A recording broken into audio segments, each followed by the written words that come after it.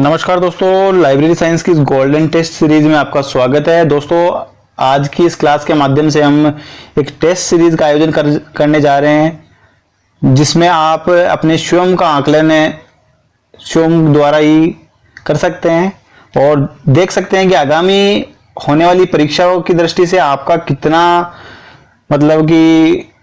कितनी तैयारी आप लोगों की हो चुकी है।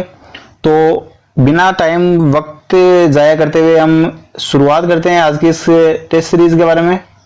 तो हमारा जो फर्स्ट क्वेश्चन है दोस्तों, वो रहेगा सूचना फिजिकल प्रौद्योगिकी से भी अधिक शक्तिशाली है और यह एक ऐसा अदृश्य लिंक है जो समाज को एक साथ सूत्र में बांधे हुए हैं। इस कथन को निम्न में से किसके द्वारा उद्धृत किया गया था? दोस्तों, हमारा ऑप्शन है doctor SR. Ranganathan, W.C.B. Shares, William ई. हलाल और नील मैगनन। आप जल्दी से कमेंट बॉक्स के माध्यम से कमेंट करके बता सकते हैं कि इसका सही आंसर क्या होगा। बहुत ही अच्छा और शानदार क्वेश्चन है जो कि पिछले एग्जाम्स में आया हुआ भी पूछा गया है यही क्वेश्चन।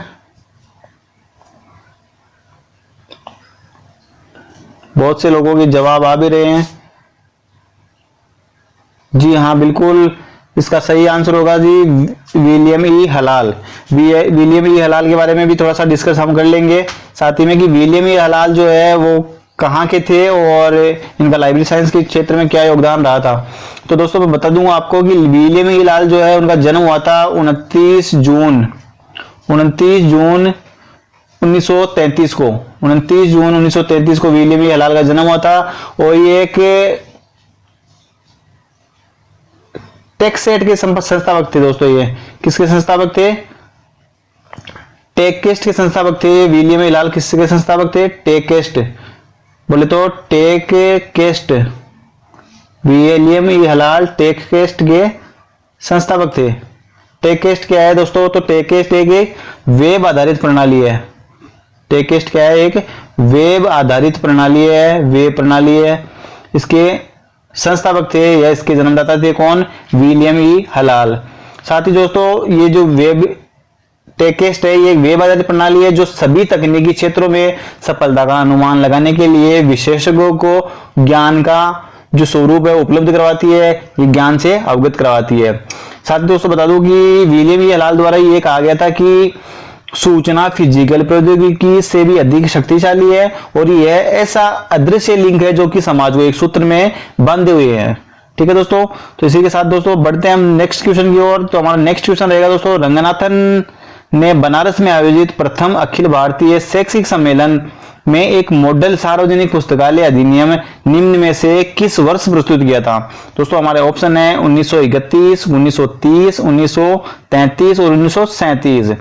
अब जल्दी से कमेंट बॉक्स के माध्यम से बता सकते हैं कि इसका सही आंसर क्या होगा और अपनी जो तैयारी है उसका आकलन कर सकते हैं। तो दोस्तों, इसके सही आंसर की अगर मैं बात करूं तो इसका सही आंसर होगा 1930। 1930 में दोस्तों क्या हुआ था? Doctor SR. रंगनाथन द्वारा ऑल एशिया एजुकेशन कॉन्फ्रेंस जो थी दोस्तों, उसके अंदर उस कॉन्फ्रेंस में एक मॉडल सार्वजनिक पुस्तकालय अधिनियम पेश किया गया था। और कब किया गया था? 1930 में। और इस अधिनियम को दोस्तों, इसी सार्वजनिक मॉडल जो अधिनियम है से 26 से 30 दिसंबर 1930 के बीच, दिसंबर 1930 को क्या किया गया? बनारस में आयोजित जो ऑल एशिया एजुकेशन कॉन्फ्रेंस है उसमें पेश किया गया था। साथ ही दोस्तों और बात करेंगे इस अधिनियम के बारे में। तो इस अधिनियम को दोस्तों 1930 में पश्चिम बंगाल, 1930 में क्या? पश्चिम बंगाल बोले तो वेस्ट बंगाल की विधायिका में पेश किया गया था। साथ ही दोस्तों बात करेंगे 1933 की। 1933 में इस अधिनियम को पेश किया गया था कहां पे? मद्रास विधायिका में। मद्रास विधायिका में पेश किया गया था। मद्रास विधायिका में जो कि तमिलनाडु में है, TN तमिलनाडु।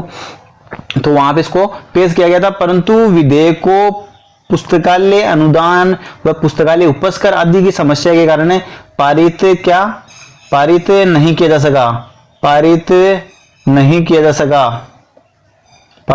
किया जा सका। और इस विधेयक को दोस्तों संशोधन भी इस विधेयक में किया गया था। तो वो दोस्तों वो देख लेते हैं वो कब किया गया था। तो इसको दोस्तों संशोधन किया गया था इसमें 1957 और 1972 को। 2 बार इसमें संशोधन हुआ है इस विधेयक में, 1957 और 1972 में। ऐसा क्वेश्चन ने केवीएस एग्जाम में पूछा गया है दोस्तों। तो दोस्तों नेक्स्ट क्वेश्चन की हम बात करेंगे। हमारा जो नेक्स्ट 3 नंबर का क्वेश्चन है वो है राजकीय हरिश्चंद्र सार्वजनिक जिला पुस्तकालय, राजकीय सुमेर सार्वजनिक मंडल पुस्तकालय, राजकीय सरस्वती मंडल पुस्तकालय और राजकीय सार्वजनिक मंडल पुस्तकालय को जहां स्थित है उनके बारे में हमें क्रम से बताना है कि ये जो पुस्तकालय के नाम दिए गए हैं ये कहाँ पर अवेलेबल है, कहाँ पे स्थित है। तो दोस्तों हम सबसे पहले बात करते हैं हरिश्चंद्र सार्वजनिक जिला पुस्तकालय की। तो ये कहाँ है? झालावाड़ में। हरिश्चंद्र सार्वजनिक जिला पुस्तकालय कहाँ है? झालावाड़ में। नेक्स्ट हमारा है राजकीय सुमेर सार्वजनिक मंडल पुस्तकालय। तो सुमेर सार्वजनिक मंडल पुस्तकालय जो है दोस्तों वो है कहाँ पे? जोधपुर में। नेक्स्ट हम बात करेंगे राजकीय सरस्वती मंडल पुस्तकालय की। तो सरस्वती मंडल पुस्तकालय है दोस्तों उदयपुर में स्थापित किया गया है। इसके बाद में दोस्तों बात करेंगे राजकीय सार्वजनिक महाराजा सार्वजनिक मंडल पुस्तकालय जो कि कहाँ अवेलेबल है? जयपुर में स्थित है। तो इस प्रकार हमारा ये हो गया जैसे झालावाड़, जैसे जोधपुर और यू से उदयपुर और जैसे फिर से क्या हो गया? जयपुर। ठीक है, तो कौन कौन सा आ गया? देखो आ गया अपना, इसका जो सही आंसर है दोस्तों वो कौन सा हो जाएगा? बी नंबर, यानी 2 नंबर जो ऑप्शन है हमारा वो सही हो जाएगा। झालावाड़, उदयपुर, जोधपुर और जयपुर। ठीक है, इसके बाद में दोस्तों इसके बारे में थोड़ी सी बात और कर लेते हैं हम लोग कि और इसके बारे में कुछ विशेष है तो उसके बारे में भी हम बात कर लेंगे। तो दोस्तों मैं आपको बता दूं कि पहले नंबर का जो हरिश्चंद्र सार्वजनिक जो पुस्तकालय है, हरिश्चंद्र सार्वजनिक जिला पुस्तकालय, ये कहाँ स्थित है? झालावाड़ में स्थित है। ठीक है, दूसरे की अगर हम बात करें तो राजकीय सुमेर सार्वजनिक मंडल पुस्तकालय जो कि कहाँ स्थित है? तो जोधपुर में स्थित है दोस्तों। ये जोधपुर में इसकी स्थापना की गई थी। कब की गई थी दोस्तों? तो ये 1915 में की गई थी, 1915 में। और स्थापना करने वाले व्यक्ति कौन थे दोस्तों? तो वो थे सुमेर सिंह, महाराजा सुमेर सिंह। ठीक है दोस्तों, महाराजा सुमेर सिंह द्वारा इस पुस्तकालय की स्थापना की गई थी। साथ ही दोस्तों और बात करेंगे इसके बारे में। तो दोस्तों इस पुस्तकालय को 17 मार्च 1936 को उम्मेद उद्यान में संचालित किया गया था। यह उम्मेद उद्यान में क्या किया गया? स्थानांतरित किया गया उम्मेद उद्यान। ठीक है दोस्तों, उम्मेद उद्यान में क्या किया गया? स्थानांतरित किया गया। कब? 17 मार्च 1936 को, 1936 में से स्थापित किया गया था या ट्रांसफर किया गया था। इसके बाद दोस्तों और बात करेंगे इसके बारे में। तो यहाँ दोस्तों वर्गीकरण की अगर मैं बात करूँ, क्लासिफिकेशन की अगर बात करूँ तो डीडीसी पद्धति यहाँ पे क्या की जाती है? काम में ली जाती है। ठीक है, डीडीसी पद्धति का यूज यहाँ पे किया जाता है। डीडीसी और डीडीसी में पर्टिकुलर अगर बात करूँ तो डीडीसी का 19वां संस्करण यहाँ पे काम में लिया जाता है। साथ ही हम सूचीकरण की बात करेंगे, यानी कि ये जो अपना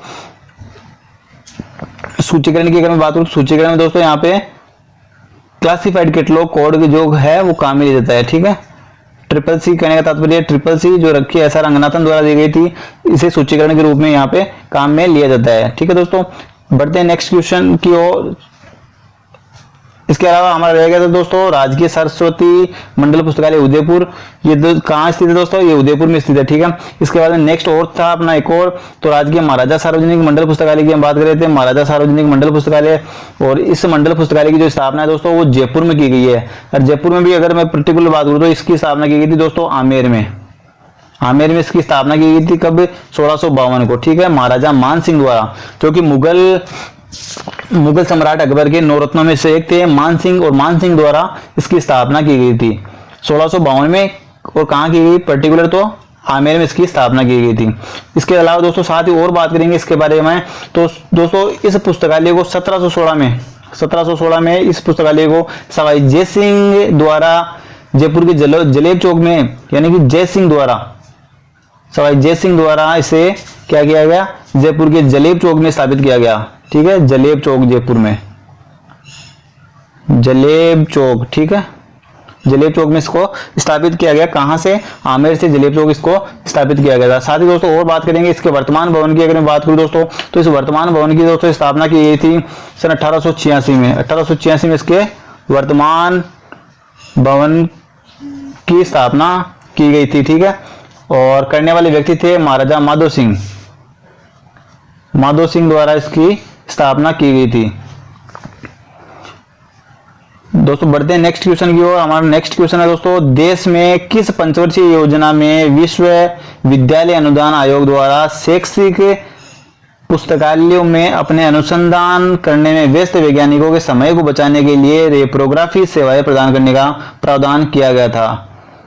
तो दोस्तों ऑप्शन है हमारे पंचम पंचवर्षीय योजना, द्वितीय ऑप्शन है चतुर्थ पंचवर्षीय योजना, और तृतीय ऑप्शन है द्वितीय पंचवर्षीय योजना, और चतुर्थ जो ऑप्शन है दोस्तों छठी पंचवर्षीय योजना। जल्दी से आप कमेंट बॉक्स के माध्यम से बता सकते हैं कि कौन से या किस पंचवर्षीय योजना में इस रेप्रोग्राफी सेवा को जो है शुरू किया गया था। रेप्रोग्राफी सेवा जो कि कहाँ यूज की जाती है? शैक्षिक पुस्तकालयों में अपने अनुसंधान करने वाले जो व्यस्त वैज्ञानिक होते हैं या अनुसंधान करने वाले जो वैज्ञानिक होते हैं, उन वैज्ञानिकों के समय को बचाने के लिए इस रेप्रोग्राफी सेवा को शुरू किया गया था। और कब किया गया था तो इसकी बात हम कर लेते हैं दोस्तों। तो ये किया गया था छठवीं पंचवर्षीय योजना में, छठवीं पंचवर्षीय योजना में, ऑप्शन नंबर 4। तो दोस्तों इस रेप्रोग्राफी सेवा के बारे में हम थोड़ा सा डिस्कस कर लेते हैं कि रेप्रोग्राफी सेवा एक्चुअल में होती क्या है। तो दोस्तों मैं बता दूं कि रेप्रोग्राफी शब्द की जो उत्पत्ति है दोस्तों वो दो शब्दों से मिलकर हुई है, ठीक है। एक तो है अपना रिप्रोडक्शन,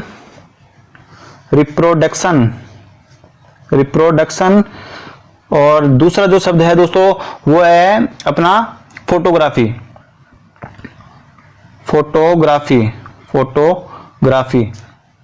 रिप्रोडक्शन और फोटोग्राफी को मिलाकर इसकी क्या हुई है? उत्पत्ति हुई है। तो दोस्तों तो रिप्रोडक्शन और फोटोग्राफी, रिप्रोडक्शन का अर्थ है दोस्तों एक या अनेक प्रतियां तैयार करना। रिप्रोग्राफी का अर्थ क्या है दोस्तों? एक या अनेक प्रतियां तैयार करना।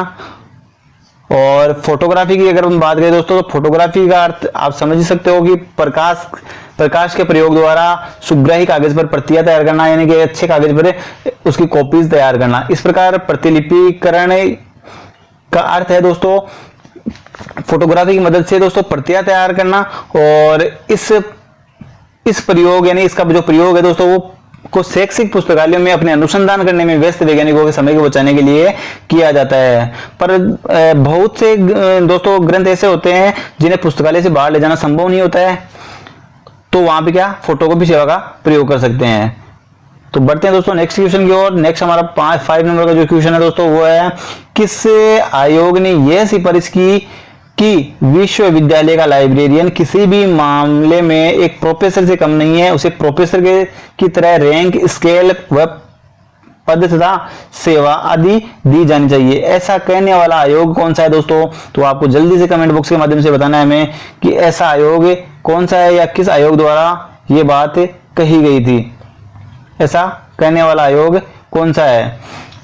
क्वेश्चन हमारा दोबारा से एक बार देख सकते हैं कि किस आयोग ने यह सिफारिश की कि विश्वविद्यालय का लाइब्रेरियन किसी भी मामले में एक प्रोफेसर से कम नहीं है, उसे प्रोफेसर की तरह रैंक, स्केल, पद और सेवा दी जानी चाहिए।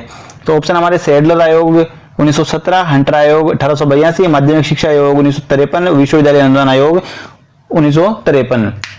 तो जल्दी से आप बता दीजिए दोस्तों कमेंट बॉक्स के माध्यम से। कमेंट करके आप अपने स्वयं का आकलन यहाँ पे कर सकते हैं कि आप लोगों की किस प्रकार की तैयारी है या आपका जो कितना मनोबल अब तक इस एग्जाम की दृष्टि से बढ़ा है या किस प्रकार सेटिस्फाइज हुए हैं अपने आप को। सब कुछ आकलन कर सकते हैं इसके द्वारा।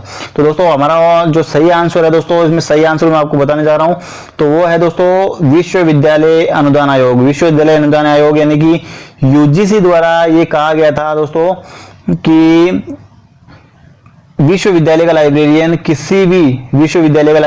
किसी भी मामले में एक प्रोफेसर से कम नहीं है, उसे प्रोफेसर की तरह रैंक, स्केल, पद और सेवा दी जानी चाहिए। विश्वविद्यालय अनुदान आयोग का जो गठन है दोस्तों वो किया गया था 1953 में, 28 दिसंबर 1953 को इसका गठन किया गया था। ठीक है दोस्तों, और थोड़ी सी बात कर लेते हैं इसके बारे में दोस्तों। यूजीसी के बारे में हम, यूजीसी की फुल फॉर्म है दोस्तों university grant commission.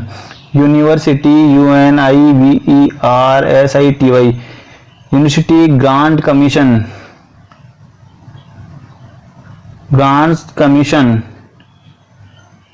University grant commission.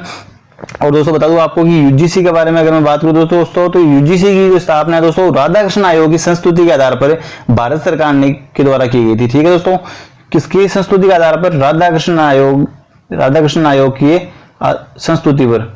Radhakrishnan काफी इंपॉर्टेंट है दोस्तों, राधाकृष्णन आयोग जो है इसकी संस्तुति के आधार पर इस यूजीसी की स्थापना की गई थी। कब की गई थी? तो 28 दिसंबर 1953 को इसकी स्थापना की गई थी। ठीक है दोस्तों, आगे की और बात करें दोस्तों, तो इसके पश्चात में दोस्तों क्या हुआ? 1956 में एक विधेयक पारित कर 1956 में क्या एक विधेयक पारित कर संसद ने इसे वैधानिक मान्यता प्रदान की। कब की दोस्तों? तो उसकी बात कर लेते हैं। 1956 में इसको एक संसद में एक अधिनियम पारित किया गया और इसे एक वैधानिक मान्यता इसको प्रदान की गई थी, एक संस्था के रूप में इसको स्थापित किया गया था। ठीक है दोस्तों, आगे ही हम बात करते हैं आयोग द्वारा। इस आयोग द्वारा दोस्तों उच्च शिक्षा हेतु मानदंड निर्धारण करने के साथ साथ केंद्र एवं राज्य सरकार के शिक्षा संस्थानों के मध्य एक महत्वपूर्ण कड़ी एवं समन्वय का कार्य ये यूजीसी जो है दोस्तों यूजीसी द्वारा किया जाता है। ठीक है, यानी कि उच्च हायर एजुकेशन के लिए ये आयोग गठित किया गया था। इसके साथ ही दोस्तों इसके द्वारा विश्वविद्यालय पुस्तकालय, महाविद्यालय पुस्तकालय एवं शोध संस्थानों के पुस्तकालय को नियमित एवं विशेष अनुदान भी प्रदान किया जाता है। किसके द्वारा? इस यूजीसी द्वारा। ठीक है दोस्तों, नेक्स्ट बात करते हैं हम अपना जो नेक्स्ट क्वेश्चन है उसके बारे में। तो नेक्स्ट क्वेश्चन है हमारा आईएनबी का अभिप्राय है, यानी कि कहने तात्पर्य आईएनबी की जो फुल फॉर्म है वो क्या है।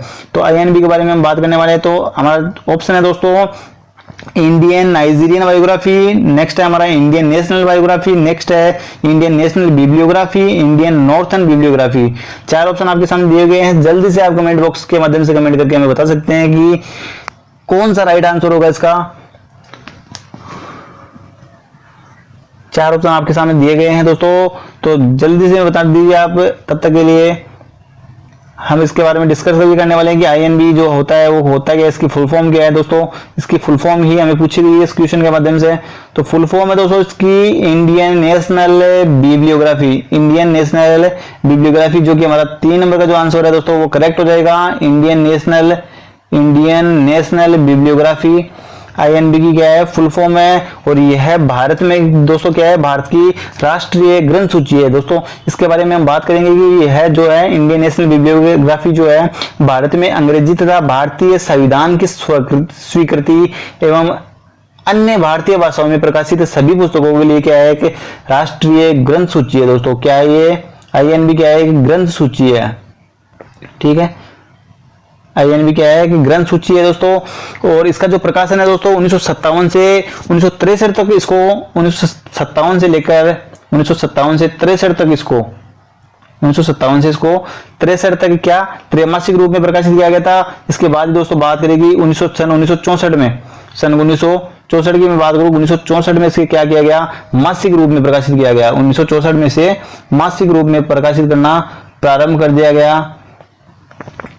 और इसका जो प्रकाशन है दोस्तों उस प्रकाशन की हम बात कर लेते हैं कि इसका प्रकाशन किसके द्वारा किया जा रहा है दोस्तों। तो सेंट्रल रेफरेंस लाइब्रेरी, यानी कि जो RRR का जो राष्ट्रीय पुस्तकालय जो भाग है दोस्तों कोलकाता की जो सेंट्रल रेफरेंस लाइब्रेरी है CRL, जिसको हम central reference central reference library इसकी स्थापना 1955 में की गई थी दोस्तों।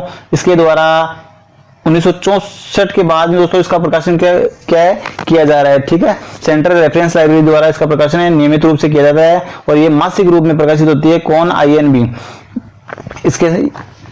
इसके साथ ही दोस्तों हम बात करेंगे आईएनबी की जो कल्पना है दोस्तों वो भारत के 14 प्रमुख भाषाओं में 14 भाषाओं की अगर मैं बात करूं दोस्तों, फॉर एग्जांपल तो असमिया है, बंगाली है, तमिल है, तेलुगु है, गुजराती, हिंदी, कन्नड़, मलयालम, मराठी, संस्कृत, उड़िया, उर्दू, अंग्रेजी और पंजाबी है दोस्तों।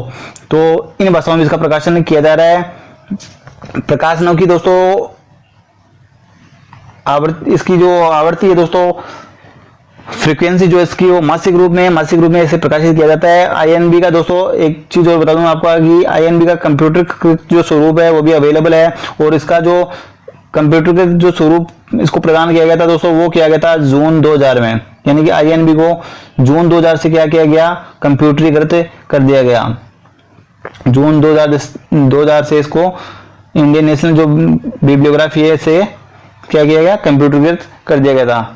दोस्तों हम नेक्स्ट क्वेश्चन की बात करते हैं दोस्तों। तो नेक्स्ट क्वेश्चन हमारा सन 1900 में बगीचा पुस्तकालय यानी कि जो गार्डन लाइब्रेरी है, इस गार्डन लाइब्रेरी को जयपुर में किसके द्वारा स्थापित किया गया था। ठीक है दोस्तों, जयपुर में गार्डन लाइब्रेरी की हम बात करें तो दोस्तों हमारे पास 4 ऑप्शन है। मिर्जा राजा राम सिंह, राय बहादुर ईशान, सवाई जय सिंह और सवाई प्रताप सिंह। जल्दी से आप कमेंट बॉक्स के माध्यम से कमेंट करके हमें बता सकते हैं कि इसका सही आंसर क्या होगा।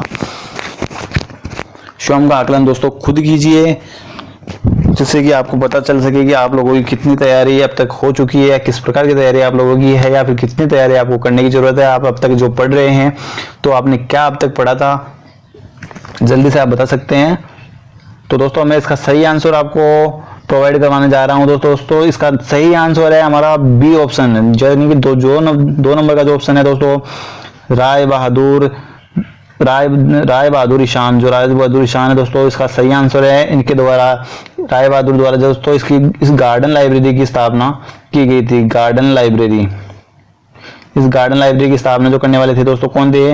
राय बहादुर ईशान। ठीक है दोस्तों, और इस जो गार्डन लाइब्रेरी की स्थापना जो है दोस्तों वो कहाँ की गई थी? तो दोस्तों ये की स्थापना की गई थी दोस्तों कहाँ पे? जयपुर में इसकी स्थापना की गई थी।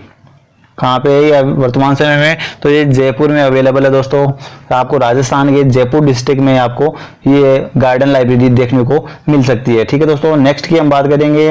नेक्स्ट क्वेश्चन हमारा, उस लाइब्रेरियन का नाम बताइए जो निःशुल्क रूप से पुस्तकों को एक दरवाजे से दूसरे दरवाजे तक दस्ती पुस्तक सेवा, ठीक है, दस्ती पुस्तक सेवा प्रदान करने के लिए प्रसिद्ध थे और इस कार्य के पुस्तकों का इंतजाम अपने निजी संसाधनों से हासिल करते थे। ठीक है दोस्तों, वेरी इंपॉर्टेंट क्वेश्चन है कि उस लाइब्रेरियन का नाम आपको बताना है जो कि निःशुल्क पुस्तकें एक दरवाजे से दूसरे दरवाजे तक पहुंचाते थे, और वो भी किसके द्वारा? अपने निजी संसाधनों द्वारा, अपने स्वयं की संपत्ति द्वारा ये कार्य किया करते थे। तो दोस्तों हमारे चार ऑप्शन है, सर मिर्जा इस्माइल है, राय बहादुर दयाराम ईशान है, मास्टर मोतीलाल संघवी है और अजीत सिंह है। ठीक है दोस्तों, तो जल्दी से आप बता दीजिए इसका सही आंसर क्या होगा।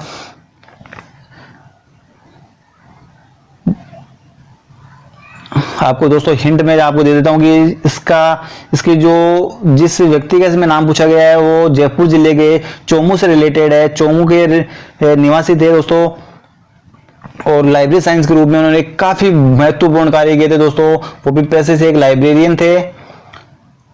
काफी, अगर आप इनकी हिस्ट्री पढ़ोगे तो बहुत ही इंटरेस्टिंग है दोस्तों, आपको बहुत ही ऐसे भावुक रूप में भावुक हो जाओगे आप बिल्कुल इसको पढ़ते पढ़ते, ऐसी इनकी हिस्ट्री रही है।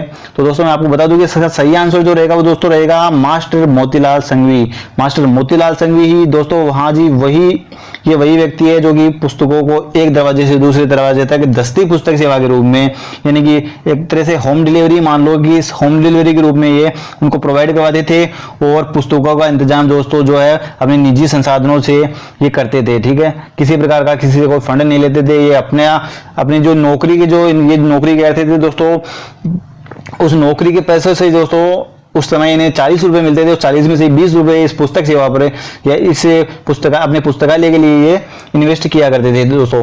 तो मास्टर मोतीलाल संघवी की बात कर रहे हैं दोस्तों हमें, ये पैसे से क्या थे? लाइब्रेरियन थे दोस्तों, ये लाइब्रेरियन थे, और लाइब्रेरी के क्षेत्र में दोस्तों इन्होंने बहुत ही महत्वपूर्ण कार्य किए।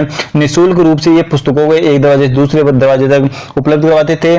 साथ ही दोस्तों बता दूं कि इस कार्य के लिए पुस्तकों का इंतजाम अपने निजी संसाधनों से या अपने जो निजी फंड है उन निजी फंड से किया करते थे, और जयपुर जिले से ये रिलेटेड थे। जयपुर, ठीक है दोस्तों, जयपुर के ये रहने वाले थे, जयपुर के चोमू से। ठीक है, इसके बाद दोस्तों हम नेक्स्ट बात करते हैं, 9 नंबर का क्वेश्चन है, 9 नंबर का। तो दोस्तों वह है पुस्तकालय विज्ञान के 5वें पंचसूत्र यानी 5वां जो सूत्र है के अनुसार पुस्तकालय एक वृद्धिशील संस्था है, और इस वृद्धिशील संस्था में पर्टिकुलर पूछ रहा है कि किस प्रकार की संस्था है। तो क्या है? ऑर्गेनिज्म, जीव है, या फिर ऑर्गेनाइजेशन एक संगठन है, या फिर इंस्टीट्यूशन एक संस्था है, या फिर सेंटर यानी कि केंद्र है। तो किस प्रकार का ये 5वां सूत्र बोल रहा है कि पुस्तकालय विज्ञान के 5वें सूत्र के अनुसार पुस्तकालय एक वृद्धिशील संस्था है, तो क्या है, किस प्रकार का है? तो ये क्या है दोस्तों, जल्दी से आप बता दीजिए इसका कमेंट बॉक्स के माध्यम से कमेंट करके कि ये क्या है, एक्चुअल में पूछ क्या रहा है दोस्तों, कहना क्या चाह रहा है इसमें कि 5वां सूत्र के अनुसार एक लाइब्रेरी क्या है? एक संगठन है, एक संस्था है, एक जीव है, या एक केंद्र है? तो आप जल्दी से इसका रिप्लाई कर सकते हैं और अपना आकलन यहाँ पे स्वयं कर सकते हैं दोस्तों। तो मैं इसका आंसर बताने जा रहा हूं दोस्तों। इसका सही आंसर होगा हमारा ये क्या है, एक ऑर्गेनिज्म है। ठीक है दोस्तों, ऑर्गेनिज्म है। ऑर्गेनिज्म मतलब ये क्या है, जीव है। एक जीव की तरह ये अवेलेबल है। जैसे कि एक जीव प्राचीन कोशिकाओं को, पुरानी कोशिकाओं को त्याग करता है और नई कोशिकाएं ग्रहण करता है दोस्तों, उसी प्रकार से एक लाइब्रेरी भी क्या है, एक जीव है। अगर पुस्तकालय विज्ञान के 5 सूत्रों का प्रतिपादन दोस्तों जो है बता दूं आपको कि डॉक्टर S.R. रंगनाथन द्वारा किया गया था। रंगनाथन द्वारा किया गया था। कब किया गया था दोस्तों, तो इसकी भी बात हम कर लेते हैं। इन 5 सूत्रों का जो दोस्तों प्रतिपादन है दोस्तों, 1900 इनकी कल्पना दोस्तों जो है वो 1924 में डॉक्टर S.R. रंगनाथन द्वारा कर ली गई थी। 1928 में इसका प्रतिपादन किया गया था, 1928 में, और 1931 में सर्वप्रथम इन्हें प्रकाशित कर दिया गया था एक पुस्तक के रूप में। दोस्तों पुस्तक का नाम था 5 लॉज ऑफ लाइब्रेरी साइंस। तो ये 5 सूत्र की दोस्तों हम बात करें तो 5 सूत्र कौन कौन से थे? 5 सूत्र थे पुस्तक के उपयोग के लिए। पुस्तकें क्या है, उपयोग के लिए। नेक्स्ट हमारा है सेकंड सूत्र जो है, तो सेकंड सूत्र है दोस्तों हमारा, सेकंड सूत्र रहेगा प्रत्येक पाठक को उसकी पुस्तक मिले। थर्ड सूत्र है दोस्तों हमारा प्रत्येक पुस्तक को उसका पाठक मिले। फोर्थ है हमारा पाठक का समय बचाए।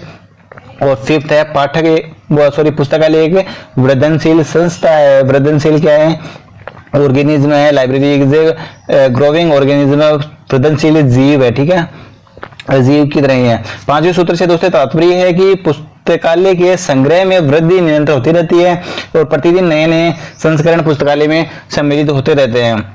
पाठकों की संख्या में वृद्धि, पुस्तकालयों के आकार में वृद्धि, पुस्तक कर्मचारियों की संख्या में बढ़ोतरी, इस प्रकार के कार्य जो है दोस्तों ये होते रहते हैं। इस प्रकार क्या है दोस्तों, ये एक कहने का तात्पर्य कि ऑर्गेनिज्म है। ठीक है, एक जीव की तरह है कि जिस प्रकार एक जीव अपने प्राचीन कोशिकाओं को त्याग कर एक नई कोशिका ग्रहण करता रहता है, उसी प्रकार से ये लाइब्रेरी है। तो दोस्तों हम नेक्स्ट क्वेश्चन की बात करते हैं। नेक्स्ट हमारा क्वेश्चन है भारतीय लाइब्रेरी संघ। भारतीय लाइब्रेरी संघ बोले तो ILA, भारतीय लाइब्रेरी संघ बोले तो ILA द्वारा जारी ILA बुलेटिन, जिसका प्रकाशन general of Indian library association यानी कि general of Indian library association के रूप में किया जाता है। कि आवर्ती क्या है, कहने का तात्पर्य क्या है कि इसकी आवर्ती निर्दिष्ट कीजिए, इसकी आवर्ती बताइए। तो दोस्तों आपके सामने ऑप्शन अवेलेबल है, द्विमासिक है, त्रैमासिक है, मासिक है या फिर वार्षिक है। तो आप इस प्रकार हमें कमेंट बॉक्स के माध्यम से बता सकते हैं और स्वयं का आकलन कर सकते हैं कि ये किस प्रकार की पत्रिका है, किस प्रकार इसकी जो फ्रीक्वेंसी है वो कैसी है, मासिक रूप में होती है, त्रैमासिक होती है, वार्षिक होती है, फिर द्विमासिक रूप में प्रकाशित होती है। तो किस प्रकार से प्रकाशित की जाती है, इसका आंसर आप फटाफट से कमेंट बॉक्स के माध्यम से बता सकते हैं। दोस्तों जल्दी से आप अपना कमेंट कीजिए और बताइए कि इसका सही आंसर क्या होगा। तो दोस्तों मैं आपको बता दूं कि इसका जो सही आंसर है दोस्तों वो रहेगा बी ऑप्शन। सही आंसर आपका क्या रहेगा दोस्तों, बी ऑप्शन रहेगा। और इस बी ऑप्शन की अगर मैं बात करूं तो त्रैमासिक रूप में ये प्रकाशित की जाती है। इसका प्रकाशन जो है त्रैमासिक रूप में किया जाता है।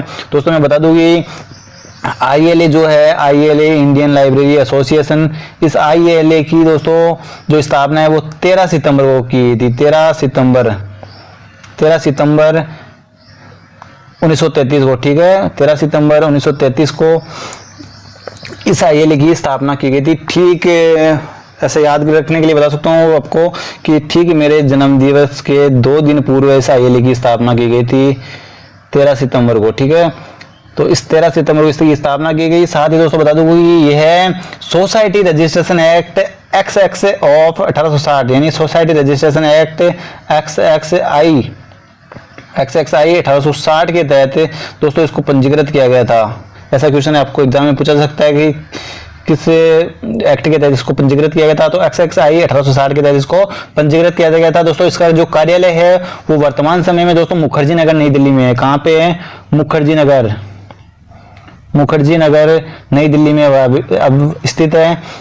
साथ ही दोस्तों हम बात करेंगे कि यह ILA बुलेटिन नामक एक पत्रिका का प्रकाशन दोस्तों करता है और इस पत्रिका का जो प्रकाशन है दोस्तों 1965 से इसने प्रारंभ किया था। ILA द्वारा 1965 से इसका प्रकाशन किया जा रहा है, परंतु 2011 में इसका जो नामकरण है दोस्तों वो चेंज कर दिया गया था। 2011 से इसका नामकरण चेंज कर दिया गया था और इसका नामकरण जो है दोस्तों है वो जनरल यानी कि भारतीय राष्ट्रीय संघ यानी कि IILA यानी कि कहने का तात्पर्य है कि general of Indian general of Indian library association के रूप में इसका जो नामकरण है वो चेंज कर दिया गया था। इस पत्रिका का प्रकाशन दोस्तों त्रैमासिक रूप में किया जाता है, यानी कि क्वार्टरली इसको प्रकाशित किया जाता है। दोस्तों कैसे किया जाता है? क्वार्टरली इसको प्रकाशित किया जाता है, क्वार्टरली रूप में इसको प्रकाशित किया जाता है, त्रैमासिक रूप में इसको प्रकाशित किया जाता है। दोस्तों यह एक क्या है दोस्तों? सहकर्मी समीक्षा पत्रिका है, जो कि एक विषय पर उच्च गुणवत्ता वाले शोध लेख प्रकाशित करती है। इसमें किस प्रकार के लेख दोस्तों प्रकाशित किए जाते हैं? तो ये शोध लेखों का प्रकाशन करती है। ठीक है दोस्तों, शोध लेख इसमें प्रकाशित किए जाते हैं। ऐसा क्वेश्चन भी आपसे पूछा जा सकता है कि ILA बुलेटिन जो है, जिसका नया नाम है दोस्तों general of Indian library association, इसमें किस प्रकार के लेख प्रकाशित किए जाते हैं? तो शोध लेख इसमें प्रकाशित किए जाते हैं। साथ ही दोस्तों हम बात करेंगे कि इस पत्रिका को, यानी कि general of Indian library association को UGC द्वारा अनुमोदित पत्रिकाओं की सूची में इसको शामिल किया गया है। UGC की सूची में भी इसको शामिल किया गया है। ठीक है दोस्तों, UGC की सूची में इसको शामिल किया गया है। तो ये बात भी आपको याद रखनी है कि UGC की जो सूची है उसमें किन पत्रिकाओं को या किस पत्रिकाओं को शामिल किया गया है। तो ये ILA बुलेटिन है दोस्तों, जिसका नया नाम general of Indian library association है, इसमें इसको शामिल किया गया है। ILA कि जो दोस्तों आप हमें कमेंट बॉक्स के माध्यम से बता सकते हैं कि ILA के वर्तमान अध्यक्ष कौन है। ठीक है दोस्तों, ये क्वेश्चन आपके लिए रहेगा और आप हमें कमेंट करके बता सकते हैं कि ILA के वर्तमान अध्यक्ष कौन है। तो जल्दी से कमेंट कीजिए। तब तक हम बढ़ते हैं नेक्स्ट क्वेश्चन की ओर। और हमारा नेक्स्ट क्वेश्चन है दोस्तों 11 नंबर का नेक्स्ट हमारा क्वेश्चन रहेगा दोस्तों, ग्रंथाना एक आधिकारिक प्रकाशन है। ग्रंथाना क्या है? एक आधिकारिक प्रकाशन है। और तो ये दोस्तों किसका प्रकाशन है? ऐसा क्वेश्चन एग्जामिनर पूछना चाह रहा है कि ग्रंथाना एक आधिकारिक प्रकाशन है और इसका प्रकाशन किसके द्वारा किया जाता है? ऑप्शन है हमारे दोस्तों राष्ट्रीय पुस्तकालय मिशन यानी कि NML के द्वारा, या फिर दोस्तों हमारा नेक्स्ट जो क्वेश्चन है वो है national institute of science communication and information resources यानी कि निस्केर, जो कि नई दिल्ली में स्थित है। नेक्स्ट हमारा ऑप्शन है राष्ट्रीय ज्ञान आयोग, राष्ट्रीय ज्ञान आयोग नई दिल्ली, या फिर राजा राममोहन रॉय लाइब्रेरी प्रतिष्ठान या पुस्तकालय प्रतिष्ठान कोलकाता। तो नेक्स्ट दोस्तों आप जो इसका राइट आंसर है वो हमें कमेंट बॉक्स के माध्यम से कमेंट कीजिए और बता दीजिए कि इसका सही आंसर क्या होगा। जल्दी से कमेंट कीजिए दोस्तों, कमेंट बॉक्स के माध्यम से हमें बताइए और स्वयं का आकलन कीजिए कि आपकी किस प्रकार की तैयारी, कितनी तैयारी आप लोगों की हो चुकी है। जल्दी से कमेंट कीजिए। तो दोस्तों इसका सही आंसर मैं बताना जा रहा हूं कि इसका सही आंसर क्या होगा दोस्तों। तो वो होगा दोस्तों, इसका सही आंसर है राजा राममोहन रॉय लाइब्रेरी फाउंडेशन, जिसको हम शॉर्ट में दोस्तों ट्रिपल RRLF के नाम से भी जानते हैं। RRLF के नाम से भी हम इसको जानते हैं कि इसकी जो स्थापना है दोस्तों, ग्रंथाना जो आधिकारिक पत्रिका है, इस पत्रिका की शुरुआत दोस्तों जो है वो किसके द्वारा की गई थी? RRLF के द्वारा की गई थी। साथ ही दोस्तों इस RRLF का फुल फॉर्म होगी राजा राममोहन रॉय लाइब्रेरी फाउंडेशन, जो कि क्या है एक केंद्रीय स्वायत्त संगठन है। ठीक है, क्या है? स्वायत्त संगठन है, स्वायत्त संगठन है। ठीक है दोस्तों, स्वायत्त संगठन है। साथ ही हम बात करेंगे दोस्तों जो भारत सरकार के संस्कृति मंत्रालय के अधीन आता है, ये दोस्तों संस्कृति मंत्रालय द्वारा इसकी स्थापना की गई थी। यानी कि जो राजा राममोहन रॉय लाइब्रेरी फाउंडेशन है, इसकी स्थापना किसके द्वारा की गई थी? संस्कृति मंत्रालय, भारत सरकार के संस्कृति मंत्रालय के अधीन ये वर्तमान आता है। और पश्चिम बंगाल सोसाइटी अधिनियम 1961 के तहत इसको पंजीकृत किया गया था। ठीक है, ये पंजीकृत वाली आप बात जरूर याद रख लेना, किस अधिनियम के तहत इसको पंजीकृत किया गया था? पश्चिम बंगाल सोसाइटी रजिस्ट्रेशन एक्ट 1961 के तहत इसको पंजीकृत किया गया था। ये भारत सरकार की एक नोडल एजेंसी है दोस्तों, जो कि अपने संघ के ज्ञापन से संबंधित उद्देश्यों के अनुरूप लोक पुस्तकालय सेवाओं और देश में लोक पुस्तकालय आंदोलन को प्रोन्नत करने में मदद करती है, सहायता करती है। इसकी स्थापना दोस्तों 1972 में की गई थी। कभी थी? 1972 में। बिल्कुल वेरी इंपॉर्टेंट क्वेश्चन है। इसकी स्थापना 1972 में की गई थी। वर्तमान इसका जो कार्यालय है दोस्तों वो है सॉल्ट लेक कलकत्ता में, जो सॉल्ट लेक कलकत्ता में है वहां पे इसका वर्तमान में कार्यालय है, इसका ऑफिस है, इसका हेड ऑफिस है। इसके साथ ही दोस्तों इसके द्वारा प्रकाशित पुस्तकालय विज्ञान से संबंधित जो पत्रिका ग्रंथ है उनके बारे में भी हम बात कर लेते हैं कि कौन कौन सी पत्रिकाओं का या कौन कौन से ग्रंथों का इसका द्वारा प्रकाशन किया जाता है। तो Indian library trend and perspective ऐसी एक इस नाम से एक पत्रिका है दोस्तों, जिसका प्रकाशन भी किसके द्वारा किया जाता है? RRLF द्वारा किया जाता है। हम RRLF की जो प्रकाशन है उसके बारे में बात कर रहे हैं। तो Indian Indian library trends and perspective, TRENDS, trends and perspective, PERSPECTIVES, perspectives. ठीक है दोस्तों, तो आप मेरे ख्याल से आपको शायद ठीक से दिख नहीं रहा है, जो मैं आपको यहाँ पे नोट कर रहा हूँ, डिस्प्ले जो हो रहा है आपको ठीक से दिख नहीं पा रहा होगा, तो आप मेरी आवाज़ के साथ इसको अपनी कहीं भी जो नोटबुक है उसमें नोट कर सकते हैं। काफ़ी इंपॉर्टेंट ये प्रकाशन है इसके, Indian libraries trend and perspective. इसका फर्स्ट जो है प्रकाशन है दोस्तों। इसके सेकंड प्रकाशन की बात करूँ तो RRLF न्यूज लेटर, यानी कि ट्रिपल RRLF न्यूज लेटर की हम बात करें, ये भी इसी का प्रकाशन है, न्यूज लेटर। इसके साथ ही दोस्तों इसका नेक्स्ट प्रकाशन की हम बात करेंगे तो directory of Indian public libraries, directory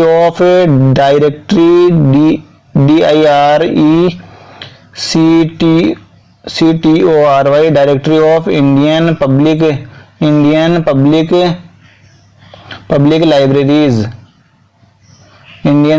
libraries, directory of Indian public libraries. इसका प्रकाशन भी दोस्तों किसके द्वारा किया जाता है, तो ट्रिपल RRLF द्वारा इसका प्रकाशन किया जाता है। ठीक है दोस्तों, तो बढ़ते हैं हम नेक्स्ट क्वेश्चन की ओर कि हमारा नेक्स्ट क्वेश्चन कौन सा है, तो इसके बारे में हम बात करेंगे दोस्तों। तो हमारा नेक्स्ट क्वेश्चन है राजस्थान सार्वजनिक पुस्तकालय अधिनियम विधेयक राजस्थान सरकार द्वारा किस वर्ष पारित किया गया था। तो हमारे पास 4 ऑप्शन दिए गए हैं दोस्तों, 2000, 2003, 2006 और 2012। जल्दी से कमेंट बॉक्स के माध्यम से कमेंट करके बता दीजिए कि इसका सही आंसर क्या होगा, और अपने स्वयं का आकलन करते रहिए, बढ़ते रहिए। तो दोस्तों इसका सही आंसर बताने जा रहा हूं दोस्तों, इसका सही आंसर होगा सन 2006। जी हाँ दोस्तों, 2006 में क्या किया गया, राजस्थान सरकार द्वारा राजस्थान सार्वजनिक पुस्तकालय अधिनियम पारित किया गया था। तो दोस्तों हम राजस्थान पुस्तकालय देखिए नियम के बारे में बात करूं तो राजस्थान जो पब्लिक लाइब्रेरी एक्ट है दोस्तों 2006 में राज्य में सार्वजनिक पुस्तकालयों को प्रोन्नति और विकास के लिए राज्य पुस्तकालय परिषद गठित करने और उससे सशक्त एवं अनुषंगिक विषयों के लिए उपबंध करने के लिए अधिनियमित किया गया था। यह अप्रैल 2006 से लागू है दोस्तों। कब से लागू है, अप्रैल 2006 से, अप्रैल 2006 से इसको लागू किया था। इस अधिनियम में पुस्तकालय उपस्कर का प्रावधान नहीं है दोस्तों, इसमें कोई उपस्कर नहीं है। तो दोस्तों आप हमें कमेंट बॉक्स के माध्यम से कमेंट करके ये भी बता सकते हैं कि कौन कौन से पुस्तकालय में उपस्कर है। तो जल्दी से कमेंट कीजिए और बता दीजिए कि कौन कौन से लाइब्रेरीज जो स्टेट लाइब्रेरीज है उनमें पुस्तकालय उपस्कर का प्रावधान किया गया है। जल्दी से बताइए दोस्तों। उसके बाद में हम नेक्स्ट क्वेश्चन की बात करते हैं, पुस्तकालय उपस्कर किससे संबंधित है, किस प्रकार के लाइब्रेरीज में पुस्तकालय उपस्कर लिया जाता है, इसके बारे में देखिए दोस्तों। जैसा ही मैंने अभी कहा था कि आप ये बताइए कि कौन कौन से स्टेट में पुस्तकालय उपस्कर लिया जाता है, उसी से रिलेटेड है दोस्तों। उसके बारे में हम डिस्कस कर लेते हैं। सार्वजनिक पुस्तकालय है ऑप्शन हमारा, शैक्षणिक पुस्तकालय है, विशेष पुस्तकालय और ई लाइब्रेरीज है। तो किस प्रकार के पुस्तकालय में पुस्तकालय उपस्कर लिया जाता है, पुस्तकालय उपस्कर का प्रावधान है, तो आप जल्दी से बताइए दोस्तों। तो दोस्तों हमारा जो सही आंसर होगा वो होगा दोस्तों सार्वजनिक पुस्तकालय, यानी कि पब्लिक लाइब्रेरीज जो है दोस्तों, पब्लिक लाइब्रेरीज में क्या किया जाता है, पुस्तकालय उपस्कर का प्रावधान किया जाता है, पुस्तकालय उपस्कर लिया जाता है। ठीक है, तो बता दूं दोस्तों कि पुस्तकालय उपस्कर वह तंत्र है, पुस्तकालय उपस्कर एक्चुअली में है क्या, जिसके द्वारा राज्य सरकार राज्य में सार्वजनिक पुस्तकालयों के कामकाज के लिए राजस्व एकत्रित करती है। कि इस पुस्तकालय उपस्कर के माध्यम से क्या करती है दोस्तों, राजस्व एकत्र करती है। पुस्तकालय उपस्कर एक प्रकार का कर है, ठीक है, जो घर संपत्ति या फिर किसी संपत्ति पे लगाया जा सकता है। 19 राज्यों में से दोस्तों हमारे जो 19 राज्य है जिसमें पुस्तकालय जो अधिनियम लागू किया गया है, उन 19 राज्यों में से दोस्तों 5 राज्य ऐसे हैं, 5 राज्यों में क्या है, पब्लिक लाइब्रेरी एक्ट है, यानी ये जो पुस्तकालय उपस्कर है उसका प्रावधान किया गया है। ठीक है दोस्तों, तो हम उन 5 राज्यों की बात कर लेते हैं। तो सबसे पहला दोस्तों हमारा है मद्रास की बात करूं दोस्तों, तो मद्रास जो कि तमिलनाडु में स्थित है, पब्लिक लाइब्रेरी एक्ट है 1948 में पारित किया गया था, और यहाँ पर भी पुस्तकालय उपस्कर का प्रावधान किया गया है जो कि 5% है। नेक्स्ट की हम बात करेंगे दोस्तों, तो वो है हमारा आंध्र प्रदेश है दोस्तों, आप साथ साथ नोट भी कर सकते हैं, आंध्र प्रदेश। दोस्तों साफ यहाँ से लिखा नहीं जा रहा है, बट आप समझ सकते हो, मेरी आवाज़ के थ्रू आप नोट कर सकते हो। आंध्र प्रदेश लाइब्रेरी एक्ट जो कि कब आया था, 1960 में आया था, और इसमें यहाँ पे 8% पुस्तकालय उपस्कर का प्रावधान है, जो कि दोस्तों उपस्कर जो है ये गृहस्थ यानी कि एक हम कह सकते हैं कि होम प्रॉपर्टी पर ये जो टैक्स है वो लिया जाता है। साथ ही दोस्तों हम बात करेंगे नेक्स्ट हमारा कर्नाटक यानी कि मैसूर लाइब्रेरी एक्ट जो है, कर्नाटक वाला जो है मैसूर या कर्नाटक मैसूर लाइब्रेरी एक्ट जो कि कब पारित किया गया था, कर्नाटक लाइब्रेरी एक्ट 1960 में पारित किया गया था, और यहाँ पर 1965 में पारित किया गया था, 1965 में पारित किया गया था। और यहाँ पे पुस्तकालय उपस्कर का प्रावधान बता दूं आपको दोस्तों, 3% पुस्तकालय उपस्कर का प्रावधान है, 3% है जो कि लैंड रेवेन्यू पे है, यानी कि जो भूमिगत जो कर है उस पे इसका प्रावधान किया गया था। इसके साथ ही दोस्तों नेक्स्ट हमारा चौथे नंबर का है Haryana public library act. Haryana public library act दोस्तों ये जो पारित किया गया था ये किया गया था हरियाणा और केरल दोनों साथ में किए गए थे 1889 में। लेकिन दोस्तों हरियाणा में उपस्कर है, केरल में नहीं है, दोनों साथ में ही पारित किए गए थे। तो दोस्तों बता दूं आपको कि यहाँ पे भी पुस्तकालय उपस्कर का प्रावधान है। इसके साथ ही दोस्तों हम बात करेंगे, केरल में भी उपस्कर है, ठीक है, जो हरियाणा और केरल जो दोनों है, यहाँ पे दोनों में पुस्तकालय उपस्कर का प्रावधान किया गया था। हरियाणा और केरल दोनों को 1989 में पारित किया गया था, और यहाँ पर दोनों में क्या है, उपस्कर का प्रावधान है। उपस्कर का प्रावधान कहाँ है, दोनों में है, ठीक है। इसके अलावा दोस्तों आपको पूछा जाए राजस्थान है, यूपी है, बिहार है या महाराष्ट्र है, यहाँ पर किसी प्रकार का पुस्तकालय उपस्कर का प्रावधान नहीं है। तो बढ़ते हैं नेक्स्ट क्वेश्चन की ओर दोस्तों। हमारा नेक्स्ट क्वेश्चन है पुस्तकालय समिति निम्न में से किसका अंग है। बहुत ही इंपॉर्टेंट और शानदार क्वेश्चन है दोस्तों कि पुस्तकालय समिति जो है उस पुस्तकालय समिति किस प्रकार की लाइब्रेरीज, जो पुस्तकालय समिति है वो निम्न में से किसका अंग है एक्चुअल में, कि तो पुस्तकालय समिति किसका अंग है, मानव संसाधन का अंग है, पुस्तकालय वित्त का अंग है, पुस्तकालय कार्मिक अंग है, या पुस्तकालय शासन यानी कि लाइब्रेरी गवर्नेंस का अंग है। तो आप जल्दी से बता सकते हैं दोस्तों कि इसका सही आंसर क्या होगा, पुस्तकालय समिति निम्न में से किसका अंग है। तो दोस्तों आप इसका सही आंसर बता दीजिए, कमेंट बॉक्स के माध्यम से हमें कमेंट कीजिए और अपना आकलन स्वयं कीजिए, अपना टेस्ट स्वयं दीजिए, जिससे आपको ये पता चल सके दोस्तों कि किस प्रकार आपकी तैयारी है और कितनी तैयारी आपको करने की ज़रूरत है। दोस्तों जल्दी से कमेंट कीजिए और बता दीजिए कि आप भी किसी से कम नहीं हैं। तो दोस्तों इसका सही आंसर होगा दोस्तों पुस्तकालय शासन। पुस्तकालय शासन जो है दोस्तों वो पुस्तकालय समिति का ही अंग है, ठीक है दोस्तों। इसके बारे में भी हम बात कर लेते हैं कि पुस्तकालय शासन जो है वो पुस्तकालय समिति का अंग किस प्रकार है। तो पुस्तकालय समिति में दोस्तों ऐसे व्यक्तियों का समूह होता है जो पुस्तकालय और प्रशासन से संबंधित कुछ कार्य करने के लिए सशक्त होते हैं, ठीक है। क्या होता है दोस्तों, पुस्तकालय समिति ऐसे व्यक्तियों का समूह होता है जो पुस्तकालय और प्रशासन से संबंधित कुछ कार्य करने के लिए सशक्त होते हैं। पुस्तकालय समिति में एक अध्यक्ष, क्या क्या होता है दोस्तों, एक अध्यक्ष, ठीक है, एक अध्यक्ष, एक सचिव, एक अध्यक्ष, एक सचिव, ठीक है, एक अध्यक्ष, एक सचिव, साथ ही सदस्य एवं संयोजक या सदस्य शामिल, इसके साथ में और जो इसके संयोजक और सदस्य शामिल होते हैं। और अगर मैं इसके बारे में बात करूँ तो पुस्तकालय समिति जिसके पास कर्मियों का चयन करने, पुस्तकों और पत्रिकाओं के अधिग्रहण करने, फंड जुटाने के लिए जो जिम्मेदार होते हैं दोस्तों, समिति के सदस्य दोस्तों लाइब्रेरियन के साथ मिलकर काम करते हैं। इसके और जो सदस्य होते हैं वो क्या करते हैं, लाइब्रेरियन के साथ मिलकर कार्य करते हैं। पुस्तकालय समिति को निकाय या व्यक्तियों के रूप में परिभाषित किया जा सकता है, ठीक है। इसके बाद दोस्तों हमारा नेक्स्ट क्वेश्चन रहेगा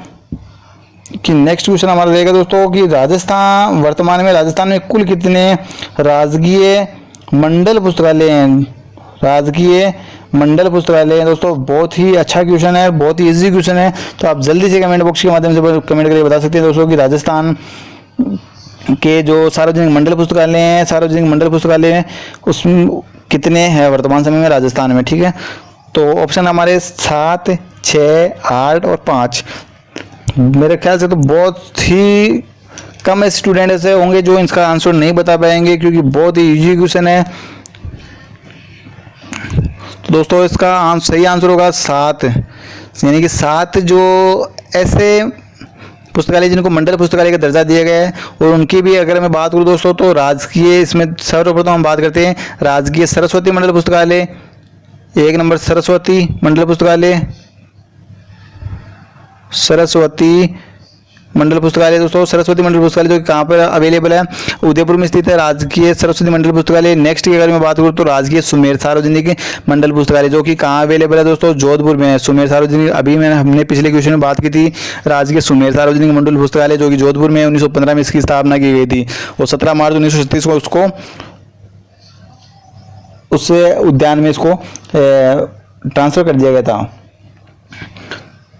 इसके बाद में दोस्तों बात करूँ 3 नंबर की तो राजकीय महाराजा सार्वजनिक मंडल पुस्तकालय जो कि जयपुर वाला, तो जयपुर का जो मंडल पुस्तक जो लाइब्रेरी है, पब्लिक लाइब्रेरी है, उसको भी मंडल पुस्तकालय का दर्जा दिया गया है। साथ ही हम बात करते हैं नेक्स्ट की, तो दोस्त नेक्स्ट है हमारा राजकीय सार्वजनिक मंडल पुस्तकालय अजमेर, जिसकी स्थापना 15 सितंबर 1997 को की गई थी। इसे भी मंडल पुस्तकालय के रूप में स्थापित किया गया है। नेक्स्ट हमारा राजकीय सार्वजनिक मंडल पुस्तकालय बीकानेर, जिसको 1937 में स्थापित किया गया था।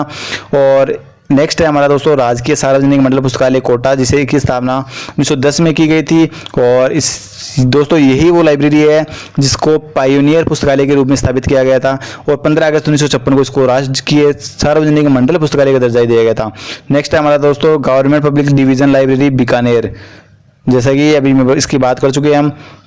तो इस प्रकार दोस्तों जो हमारे 7 संभाग है। और नेक्स्ट है हमारा दोस्तों जो भरतपुर वाला है राजकीय सार्वजनिक मंडल पुस्तकालय भरतपुर, इसको भी मंडल पुस्तकालय के रूप में स्थापित किया गया है। तो हमारे इस प्रकार 7 मंडल पुस्तकालय हैं, 7 मंडल जो 7 संभाग पर अवेलेबल है, ठीक है। नेक्स्ट की हम बात करते हैं दोस्तों, तो नेक्स्ट हमारा है वर्तमान में राजस्थान के राजकीय सार्वजनिक पुस्तकालय विभाग के अधीन संचालित है, यानी कि कौन से विभाग के अधीन जो सार्वजनिक मंडल पुस्तकालय हैं, जो राजकीय सार्वजनिक पुस्तकालय हैं वो कौन से विभाग के अधीन आते हैं। तो आप जल्दी से इसका कमेंट बॉक्स के माध्यम से कमेंट करके बता सकते हैं कि किस विभाग के अधीन वर्तमान में जो सार्वजनिक पुस्तकालय हैं वो आते हैं। तो जल्दी से बता दीजिए आप। ऑप्शन आपके सामने है, समाज कल्याण विभाग, उच्च शिक्षा विभाग, भाषा एवं पुस्तकालय विभाग और नेक्स्ट हमारा माध्यमिक शिक्षा विभाग। तो जल्दी से आप कमेंट कीजिए और बता दीजिए दोस्तों कि बिल्कुल। तो हमारा दोस्तों जो राइट आंसर होगा वो होगा दोस्तों भाषा एवं पुस्तकालय विभाग। इस भाषा एवं पुस्तकालय विभाग के अंडर में जो वर्तमान समय में सार्वजनिक पुस्तकालय है उन पुस्तकालयों की स्थापना की गई है। जो सार्वजनिक पुस्तकालय हैं वो पुस्तकालय किसके अधीन आते हैं, तो भाषा एवं पुस्तकालय विभाग के अधीन है। तो दोस्तों इसके बारे में हम बात कर लेते हैं, भाषा एवं पुस्तकालय विभाग के बारे में भी। तो दोस्तों हम बात करते हैं कि प्रशासनिक क्षेत्र में दोस्तों हिंदी भाषा के प्रयोग को जो है अनिवार्य करने की दृष्टि से प्रदेश में यानी कि हमारे राजस्थान में 1956 में राजभाषा अधिनियम पारित किया गया था, ठीक है। ऐसा क्वेश्चन पूछा जा सकता है दोस्तों, राजभाषा अधिनियम कब पारित किया गया था, 1956 में पारित किया गया था। ये क्यों किया गया था, क्योंकि हमारी जो राज्य भाषा है, जो हमारी हिंदी भाषा है, इस हिंदी भाषा को प्रशासनिक क्षेत्र में अनिवार्य करने के लिए इस राजभाषा अधिनियम का प्रयोग किया गया था तथा राजकाज में हिंदी भाषा को बढ़ावा देने के लिए 1965 में भाषा निदेशालय की स्थापना की गई थी। साथ ही दोस्तों हम बता दूं आपको कि राजकार्य में इस हिंदी भाषा को बढ़ावा देने के लिए 1965 में क्या किया गया, भाषा निदेशालय की स्थापना की गई, ठीक है। भाषा निदेशालय की स्थापना की गई, भाषा निदेशालय की स्थापना की। साथ ही दोस्तों हम बात करेंगे कि इस राज्य सरकार द्वारा दोस्तों 31 जनवरी 2001 को राज्य आदेश जारी करके, यानी कि राज्य द्वारा जो आदेश जारी करके सार्वजनिक पुस्तकालय के विकास को गति देने के उद्देश्य से भाषा विभाग को सार्वजनिक पुस्तकालय से जोड़ गए हैं। एक तो भाषा विभाग है दोस्तों, इस भाषा विभाग और सार्वजनिक पुस्तकालय विभाग है, इन दोनों को कंबाइन कर दिया गया और एक नए विभाग की स्थापना की गई, ठीक है। कब की गई, तो 31 जनवरी 2001 में, 31 जनवरी 2001 में, ठीक है।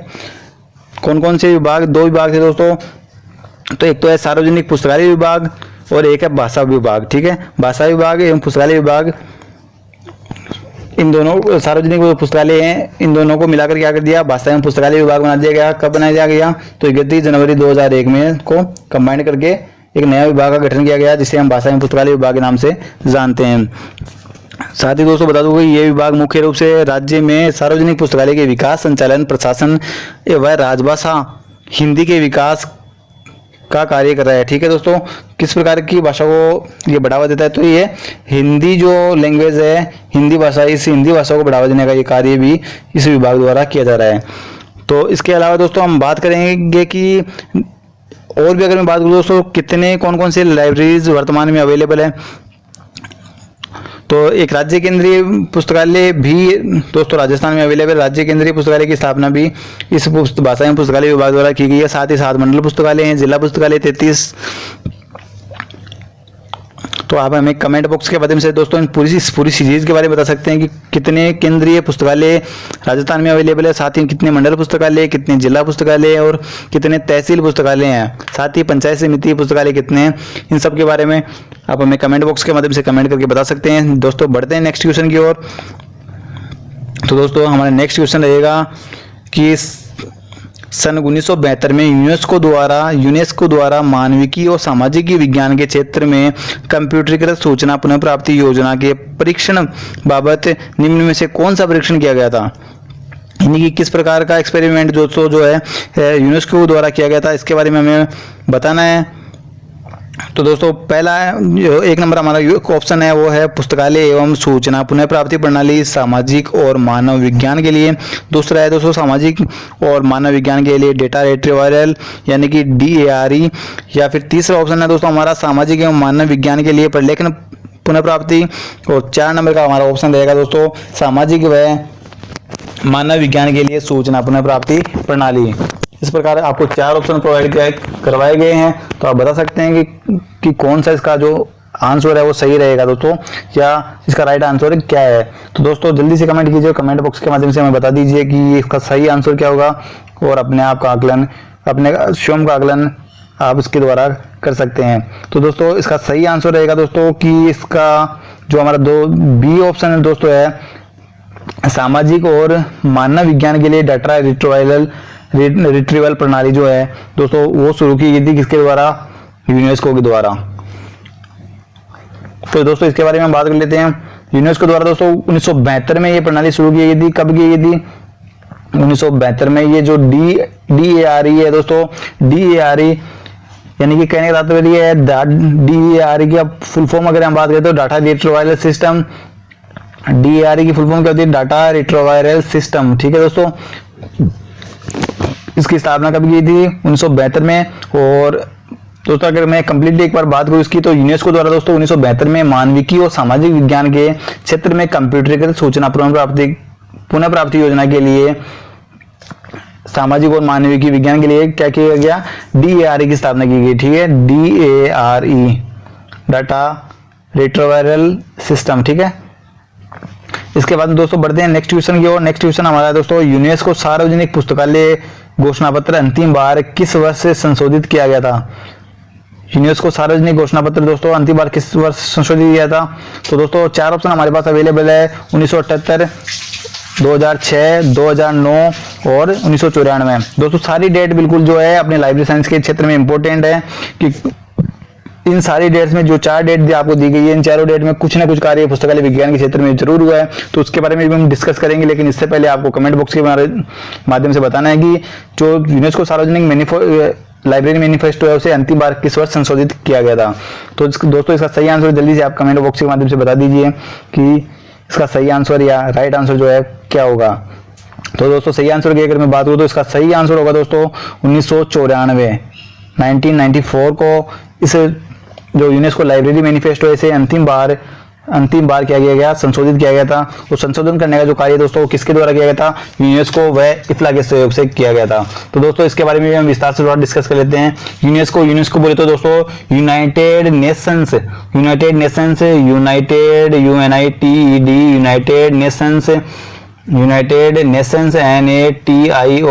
Nations educational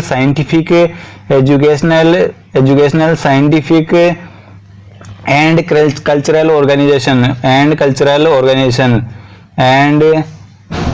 organisation. ठीक है दोस्तों, ये इसकी क्या होती है, फुल फॉर्म होती है। एक बार फिर से रिवाइज कर देता हूँ, United Nations Educational Scientific and Cultural Organisation, जिसकी स्थापना दोस्तों इसकी स्थापना जो की गई थी वो की गई थी दोस्तों 16 नवंबर को।